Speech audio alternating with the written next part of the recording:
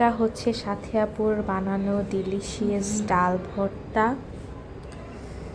এই যে হচ্ছে আলু ভর্তা, আর এটা হচ্ছে ধনিয়া পাতা ভর্তা। এটা হচ্ছে ডিম ভর্তা। এটা হচ্ছে আমার মোস্ট ফেভারিট চাপা শুটকি ভর্তা। এটা হচ্ছে টাকি মাছ ভর্তা। এটা হচ্ছে বেলে শাক ভাজি, ইলিশ মাছ ভাজি, আর এটা হচ্ছে পাহাড়ি অথেন্টিক বিন্নি চালের ভাত।